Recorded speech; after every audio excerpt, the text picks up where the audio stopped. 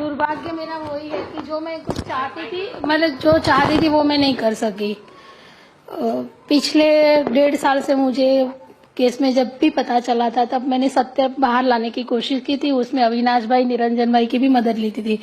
उसमें राजीव भाई कह रहे थे कि मैं सूर्य के समान सत्य हूँ, ये लोग मेरे पीछे कुछ भी करेंगे तो मेरा कुछ नहीं बिगाड़ेंगे।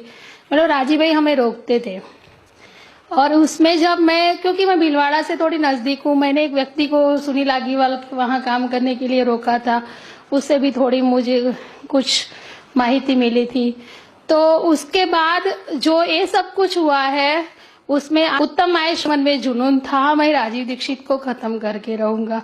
और उत्तम माहेश्वरी SMS चलाया था, राजीव भाई के पास था SMS। तो वो राजस्थान का एक कार्यकर्ता था, शायद नहीं, अभिषेक जमवाल नहीं, जिसने राजीव भाई वो SMS इस पर गया था, सुनील जागेटिया, और वो SMS उसने राजीव भाई को फॉरवर्ड किया था। वो सब मैं जानती थी, मैं करती थी काम, लेकिन मैं अकेली भी पढ़ती थी। मैंने एंटी ग्रुप में से बहुत सारे लोगों के सामने विवाद भी किया था। उन्होंने एक इतना गंदा पोस्टर बनाया था कि एक तरफ राजीव भाई का मकान, उसकी कीमत भी आंकी थी, दीपू भाई का गंदा स्टैच्यू, फिर एक तरफ गांधी जी, एक तरफ राजीव भाई, और वो गांधी जी की आंख में से खून के आंसू आ रहे हैं, ऐसा उन्होंने गंदा पोस्टर बनाया था। मेरे से रहा नहीं गया। मुझे पता था कि ये शुरुआत वेलजी भाई ने की थी। मैंने वेलजी भाई को फोन किया तो उन्होंने कहा मैं इस मामले में नहीं हूँ। संजय झा बता रहा है कि वेलजी भाई हमारे साथ है, सब वगैरह वगैरह बहुत कुछ होता रहा। वो तो टेलीफोन पर जो बात हुई है वो तो मेरा टेलीफोन मुझे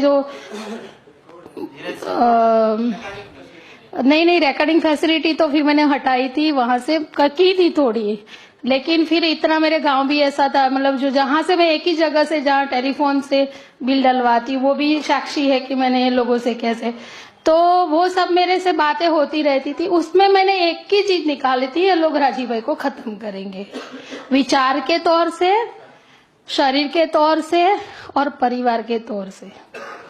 और वो ही चीज अभी 3 तारीख को सुनील आगीवाल ने, क्योंकि अभी उत्तम महेश शांत नहीं था, राजीव भाई की सारी संपत्ति भारत स्वाभिमान में देने के बाद वो शांत नहीं था। उसका बड़ा रहस्य निरंजन भाई बताएंगे, क्योंकि श्री गोविंदाचार्य जी है, उसके साथ जो हमारी फोन पे बात हुई थी, उन्होंने कहा था कि मैं ये दोनों के मामले में समाधान करूंगा जब आप लोग हमारी बात मानोगे।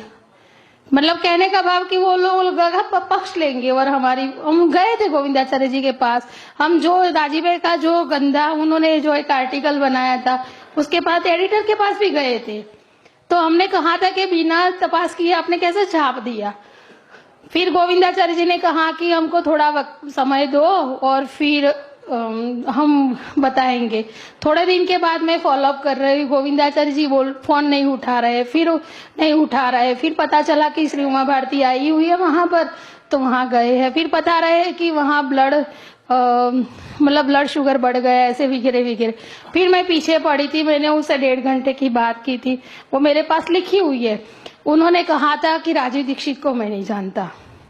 मैंने बोला नहीं जानते हैं तो आपके थोड़े दिन पहले राजीव भाई को एक मेल किया है, कैसे किया है?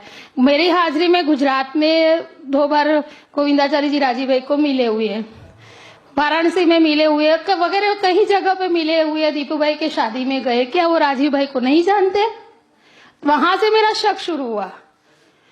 फिर उसके बाद उन्होंने कहा कि राजीव भाई के चर्च उस पर मतलब राजीव भाई के जो व्यवहार है उस पर जो दाग लगे हैं, मतलब ये जो आंदोलन की संपत्ति से लेके जो था, तो उस पर जो दाग लगे हैं, एक जैसे फुब्बारे पर एक छोटा सा दाग होता है, जब फूलता है तो बड़ा दिखता है।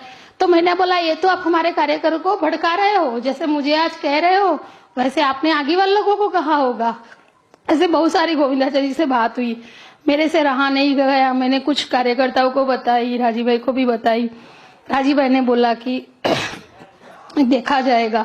फिर तो संपत्ति दे ही दी, फिर कोई सवाल ही नहीं था। संपत्ति देने के बाद भी जब आंदोलन की सारी संपत्ति जिस काम के लिए राजीव भाई ने इकट्ठा की थी वही काम के लिए जा रही है, उसके बाद भी वहां से पता नहीं कैसे वो था। आगीवाल रोज लगभग अभी तक वो 500-1000 सीढ़ी बांट चुका था दिवाली से पहले। तो वो जिसके पास सीढ़ी लेके जाता था वो कहता था तुम तो राजीव भाई के साथ काम करते, तो इतनी गंदी भाषा में वो राजीव भाई की बुराई करता था, बांट चुका था और इतनी गंदी, तो मेरे से रहा नहीं गया। तो फिर मैंने कहा कि मुझे अब ये लोगों को रोकने का एक ही तरीका है, क्योंकि जो बिल्डिंग में वो स्वानंद मंडल चला रहा है तो वहां पर जो अशोक कोठारी है उसके पास भी मुझे मिलने जाना था कि क्या राजीव भाई की छवि कितनी गंदी तरह से बिगाड़ता है। उसके बाद मेरे से रहा नहीं गया, मैंने यहाँ से वर्धा से कुछ राजीव भाई के अभी जो 12 स्वाभिमान के सेट है वो मंगवाए, 5-6 सेट आए मेरे पास कुरियर में। फिर मैं वो लेके वहां गई कि सुनील, पहले वो कोठारी जी के पास अशोक जी कोठारी है जिन्होंने राजीव भाई को कहा था कि ये जो लोग मांग रहे सब कुछ दे दो, मैं आपको दे दूंगा। लेकिन वो कोठारी जी भी अभी पीड़ा में है कि मैं राजीव भाई को पीड़ा दूर नहीं कर सका, मतलब सब जानता था वो। तो वो जो चीजें हैं वो मैंने सुनील आगीवाल से लगभग 2.5-3 घंटे बात की है उसके घर में धनतेरस के दिन। तब से मैंने कहा था कि शायद मैं राजस्थान में इसीलिए यहाँ शिफ्ट हुई तुम्हारे नजीक के, तुम्हारे हाथ कोई गलत काम होने वाला है, गंदा काम हो रहा है, तो मैं उसको तुमको समझाऊं और रोकूं। क्योंकि एक जिसको वो भी राजीव भाई भी हमारे गुरु है, हमारे आदर्श है, वैसे सुनील आगीवाल भी मानता था। तो मैंने कहा एक गुरु के 2 शिष्य हो सकते वो, क्योंकि बार बार गोविंदाचार्य जी भी जो बात बोलते थे वही बात सुनील आगीवाल बोलता था कि आप लोग भावना में आकर कर रहे हो, कुछ 2-4 भावनाशाली कार्यकर आप राजीव भाई के साथ हो, बाकी सारे सैकड़ों कार्यकर हमारे साथ है। तो देखो गोविंदाचार्य जी ऐसे है वैसे, वो वगैरह वगैरह बात की थी। लेकिन फिर जाते जाते उसने मुझे ये कहा था कि जो चीज राजीव भाई के अंडर में है वो हम छीन लेंगे। अगर 10 साल में मुझे शर्म आ रही है वो माता पिता को, जो मुझे सेवा करनी चाहिए वो माता पिता को आज मैं दुखी कर रही हूँ। उसने ये कहा था कि जो मकान में राजीव भाई रह रहे हैं, मेरे बेटे की कसम, धनतेरस के दिन कही है, उसने कहा है कि मेरे बेटे की कसम कि मैं राजीव भाई के माता पिता को और दीपू को वो घर से निकालूंगा। अब वो बेटा उसका उतना नहीं है, अडॉप्ट किया हुआ है। मैंने बोला तू कैसे आदमी है, खुद अपने बेटे की कसम खा रहा है, तुम्हारे कर्मों के भुगतान तुम्हारा बेटा कैसे करेगा? तो कह रहा है सच है तो राजीव दीक्षित अपने भतीजे की कसम खाए। मैंने बोला उसमें तुम लोगों की लड़ाई में, अहंकार की लड़ाई में बच्चे का कैसे कसम खा रहा है? तो कह रहा है वो बात सच है आपकी। फिर उसको मेरी कुछ बहस भी हुई क्योंकि मेरे से सहा नहीं गया था उसने जो कहा। हरिद्वार में ये भी कहा था कि वो राजू भाई के बारे में भी उनको खत्म करने की कुछ बात। हाँ वो तो करते थे, हमेशा करते थे। हाँ मैंने कहा ना वो बार बार राजीव भाई के विचार और राजीव भाई ने, मैंने पहले कहा कि राजीव भाई के विचार और राजीव भाई को शायद सुना होगा आपने। हाँ मैंने कहा कि राजीव भाई को विचार, राजीव भाई का व्यक्तित्व, मतलब पूरा शरीर और सबको वो करने की वो लोगों ने एक कसम खाई थी, बार बार कह रहे थे। और आपको शायद नहीं पता है, कोई मेल, मुझे कोई शर्म नहीं आती एक बहन तरीके मुझे अपना नाम ऐसे करने में। एक बार जब ये लड़ाई में वो मतलब मेरी जो फोन पर लड़ाई होती थी उसमें सुशील अजमेरा ने पहले पापा जी से रात को फोन किया, पाटिल जी को फोन किया, भाभी जी को फोन किया और फिर मुझे फोन किया। मुझे इतनी गंदी भाषा में उसने फोन किया है मैं बता नहीं सकती। मैंने पत्र में लिखकर कुछ कार्यकर्ताओं को भेजा है। तो मतलब ये लोगों ने ठान ही लिया था और उसके पीछे जो बड़ी शक्ति थी वो मैं मानती हूँ एक राजकीय पार्टी है, जो अभी मेरे मुंह से जो जवाब निकला।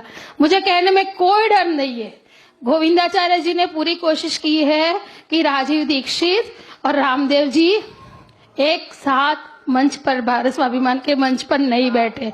चाहे वो सत्य है तो मुझे अरेस्ट करे, मेरे पास कोई फाइल दर्ज कराए। असत्य है तो मुझे कोई भी एक्शन ले सकते, मैं जेल में जाने को तैयार हूँ। उन्होंने इतनी कोशिश की है कि राजीव दीक्षित स्वामी जी के साथ नहीं बैठे।